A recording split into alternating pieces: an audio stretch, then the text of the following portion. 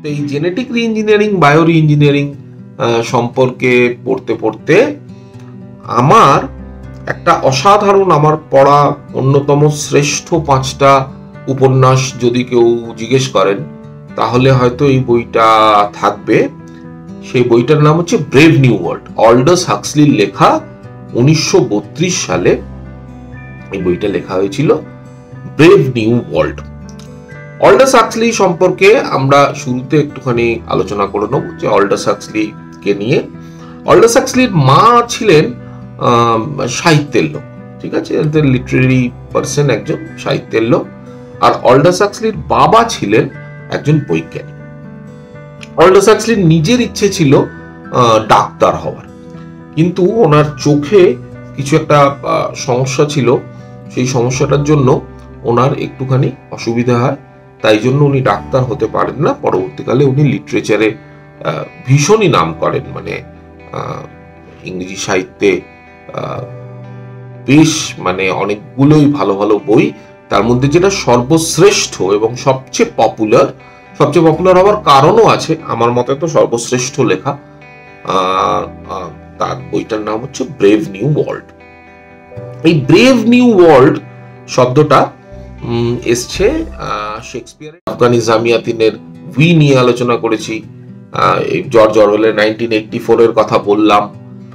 এখন আমরা brave new world নিয়ে একটুখানি কথা বলবো। ব্রেভ নিউ ওয়ার্ল্ড আপনারা অনেকেই জানেন, সকলেই জানেন, এটা একটা ডিস্টোপিয়ান নোভেল।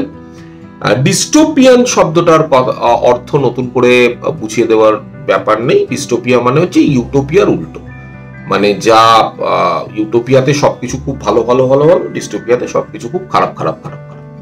আর সাধারণত যেহেতু খুব খারাপ, তাই জন্য ওই কারেন্ট সেট আপে বিভিন্ন পলিটিক্যাল প্রেশার তো সব জায়গায় সবসময় থাকে, তো কারেন্ট সেট আপে ডিস্টোপিয়া অনেক সময় লেখা হয় না। ডিস্টোপিয়া সায়েন্স ফিকশনের মধ্যে কিন্তু একটা বেসিক তফাৎ রয়েছে। সায়েন্স ফিকশন নে সবসময় যে খারাপ দেখানো হবে তার কোনো মানে নেই, বা সবসময় যে সমাজের অন্ধকার দিকটা বা শাসনের অন্ধকার দিকটা তুলে ধরা হবে তার কোনো মানে নেই।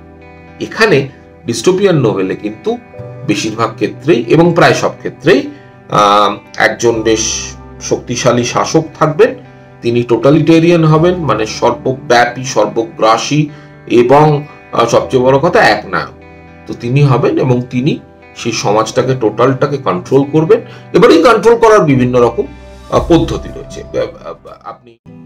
এবার আমরা এই গল্পটার প্লটটা সম্পর্কে একটুখানি আলোচনা করি। প্লটটা কি? প্লটটা আলোচনা করার আগে আমার মনে হয় একটা কথা এখানে একটুখানি জেনে রাখা দরকার।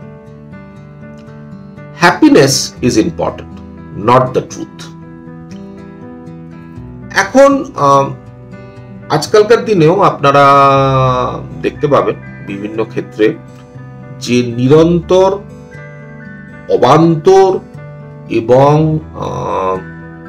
মানে আনন্দ, লোককে মোবাইল খুললে আনন্দ, টিভি খুললে আনন্দ, হাসি, মজা, হই হই হই হই ব্যাপার, এন্টারটেনমেন্ট।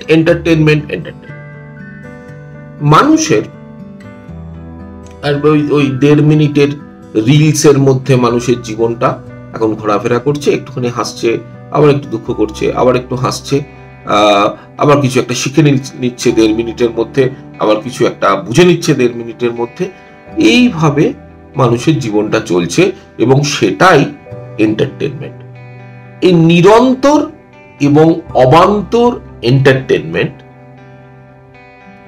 সেই জিনিসটা মানুষকে কন্ট্রোল করবার জন্য যথেষ্ট। মানে আসল যে ইস্যুগুলো রয়েছে, অন্ন, বাসস্থান, খাদ্য, যুদ্ধ, এই যে গ্লোবাল ওয়ার্মিং এর কথা বলছিলাম, বা ধরুন এর কথা বলছিলাম, আপনি বায়ো রি ইঞ্জিনিয়ারিং বা জেনেটিক রি ইঞ্জিনিয়ারিং এর কথা বলছিলাম, আর্টিফিশিয়াল ইন্টেলিজেন্স, নিউক্লিয়ার ওয়ারফেয়ার, এইসব মজা কর, আনন্দে থাকো। আর এই কোনো ডিপ থট এর মধ্যে ঢোকার দরকার নেই। ইমোশন, ডিজায়ার আর রিলেশনশিপ, এখানে বলা হচ্ছে যে তিনটে জিনিস হচ্ছে খুব ডেঞ্জারাস। ইমোশন থাকবে না আপনার, আপনি একদম মানে ইমোশনলেস। আপনার শারীরবৃত্তীয় যে যে ক্রিয়াকলাপে ইমোশন দরকার হয় সেগুলো সব থাকবে, কিন্তু ইমোশনটা থাকবে। ওখানে ইমোশন ব্যতি রেখে সেই সমস্ত এনজয়মেন্ট হবে। ডিজায়ার, আপনার ভীষণ কোনো একটা জিনিস, কিছু একটা পেতে ইচ্ছে করছে, কোনো একটা মানুষকে খুব পেতে ইচ্ছে করছে, সেই জিনিসটাকে আপনাকে এখানে বলা হয়েছে যে এটা একদম ভয়ঙ্কর একটা বাজে ব্যাপার। আর রিলেশনশিপ তো অফকোর্স, মানে ইমোশন যদি না থাকে তাহলে রিলেশনশিপ বিল্ডটা হবে কি করে? তো রিলেশনশিপটা একটা এখানে বেশ একটা এই সমাজে, এই ব্রেভ নিউ ওয়ার্ল্ডের সমাজে একটা বেশ গর্হিত অপরাধ। এই সমাজে মজাটা কি?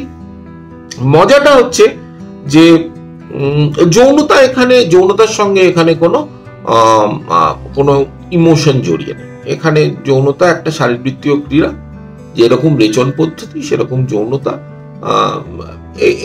অনেকটা একই রকমের ব্যাপার। তো সেখানে আপনার বিভিন্ন ব্যবস্থা আছে যে আপনি দরকার হলে যৌনতা করতে পারেন। আরেকটা যেটা সবচেয়ে ইন্টারেস্টিং জিনিস, সেই ইন্টারেস্টিং জিনিস হচ্ছে গভর্নমেন্ট থেকে আপনাকে একটা ট্যাবলেট দেওয়া হয়, একটা ড্রাগ দেওয়া হয়। সেই ড্রাগটার নাম হচ্ছে সোমা। এই সোমা ড্রাগ আপনি খেলে একটা ট্রান্সের মধ্যে চলে যান, ড্রাগের যা হয় আর কি।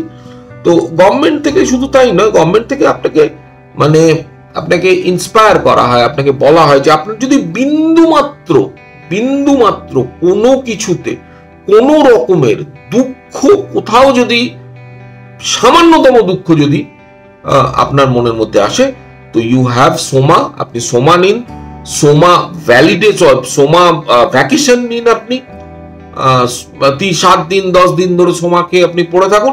কিন্তু এইসব যে ওই বাস্তববাদী যে সমস্যা ওইগুলোর মধ্যে খুব একটা ঢুকবেন না, খুব একটা দুঃখ করবেন।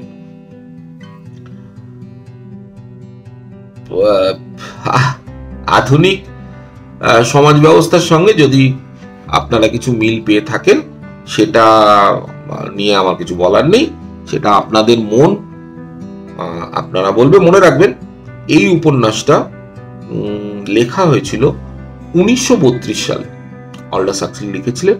এই উপন্যাসটা নিয়ে বিস্তারিত আমরা আলোচনা করব এবারের ভাবনাগুলো অনুষ্ঠানে। সঙ্গে থাকুন। নমস্কার।